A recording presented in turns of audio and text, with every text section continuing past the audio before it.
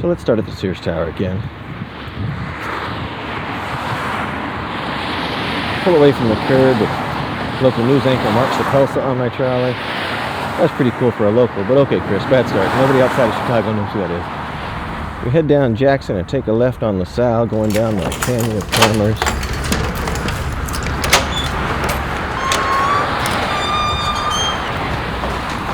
On your left is the Federal Reserve Bank of Chicago.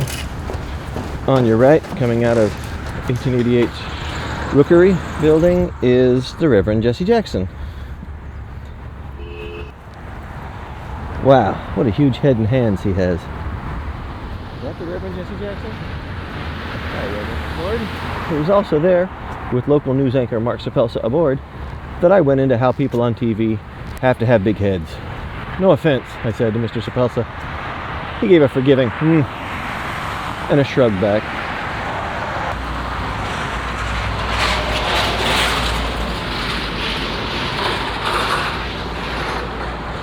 Continuing toward our next stop, I point down Dearborn Street toward the Goodman Theater, where one October night, a group of us parked in a trolley, training for our Haunted tour. We're so involved in our tour discussion that when Matthew Modine knocked on the trolley door, we didn't recognize him. Told him to go away.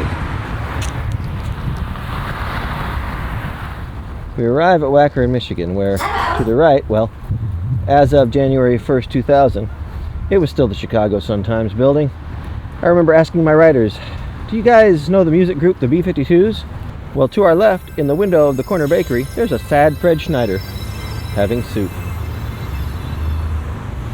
It's fun to act as if the celebrity is always there for that portion of the tour. Oh, hi, former wide receiver and sportscaster Mike Adamley. Thank you for shaking my hand with your giant hand.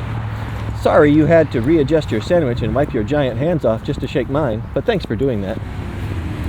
Oh, hi, Man Cow. Nice to meet you. I prefer Howard Stern. Ahead of us to the right, you can see the two corncob-shaped buildings. Those are called Marina City Towers.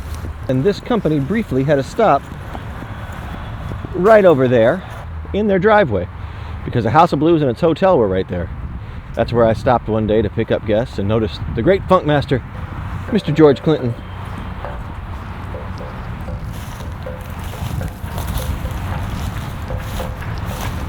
Now this legend was recognizable because of his massive hairdo with countless ribbons and the giant beard and sunglasses. I also knew he was playing the House of Blues that night. He was just standing by the bellman like he was waiting for his car to be brought up. He wasn't. He was just standing there. I asked the bellman, "Is that?" He nodded. "Mr. Clinton, is that you?" At which point, George Clinton in his loud, gravelly voice began to speak quickly. "Yeah, man, it's me. Hey, man, you gotta come down here tonight. We're gonna do a big show. You gotta get your tickets and come on down. We're gonna party." I would love to, but I'm sure it's sold out by now. "Man, you should just come on down." And I'm not sure what he said after that. "I'll try, Mr. Clinton. Have a great day." And I closed the door and left. At the bottom of the driveway, years later, I was helping a tourist with directions when I was forced to stop in order to acknowledge David Cross. "David Cross, I love you and everything you do. Even my diaper commercial," he said. "Especially your diaper commercial," I said. Chicago is the land of yes and, after all. From there, we go down to the Art Institute. Oh, I'm sure someone was famous around there.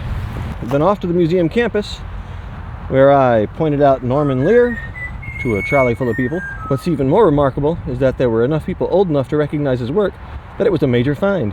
We passed the Shedd Aquarium and stop at the Field Museum, where famous paleontologist Sue Hendrickson jumped on my trolley in the summer of 1999 to introduce herself.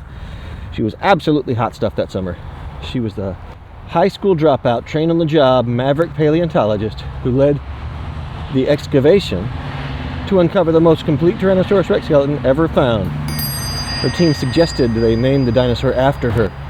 Sue the T-Rex is still at the Field Museum. Sue Hendrickson couldn't have been peppier, friendlier, or more willing to talk science with anyone who wanted to ask. I was blown away.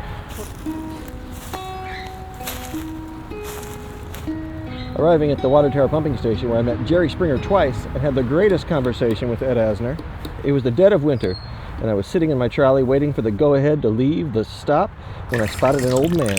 waddling on bowed legs in my direction. I thought, that looks like Ed Asner, because I'm really good at this. He got closer, and he remained Ed Asner. Believe it or not, I had always had a line prepared for the occasion I might meet Ed Asner. I jumped out of my seat and I shouted, "My sisters went to Wyandotte!" Mr. Asner immediately and happily acknowledged the connection. That's where he went to high school, in my hometown of Kansas City, Kansas.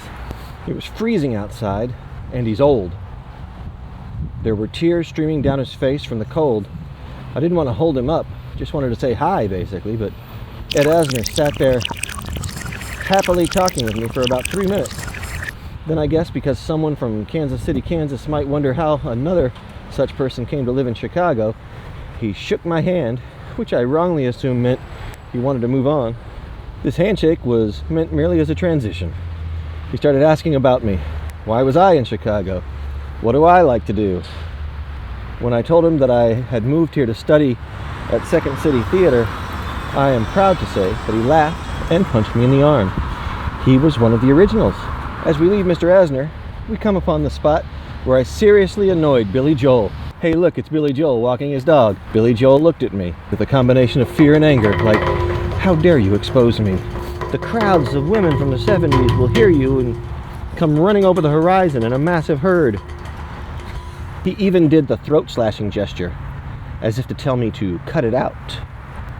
And look, there's Jerry Springer again. Then, leaving the Magnificent Mile, my favorite celebrity encounter, I was driving one solitary customer around one afternoon when I turned left on State Street by the Ogden International School, when both the customer and I had our attention grabbed by what felt like a serious altercation about to break out on the sidewalk.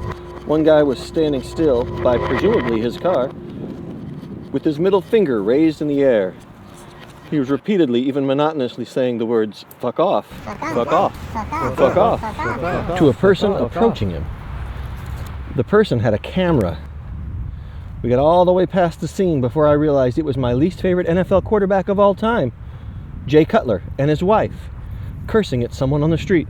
I got back to base that night, and I told the story to my colleagues. I thought that was that. The next morning, the WGN Morning News showed pictures of Jay Cutler in an entirely different part of town, flipping someone off. I guess it turns out this one paparazzo was following him and his wife around town. I guess I can forgive Mr. Cutler for being a little put out. I can't forgive his 97 winless seasons with the Bears, though. There's probably more, but this has gone on long enough, hasn't it?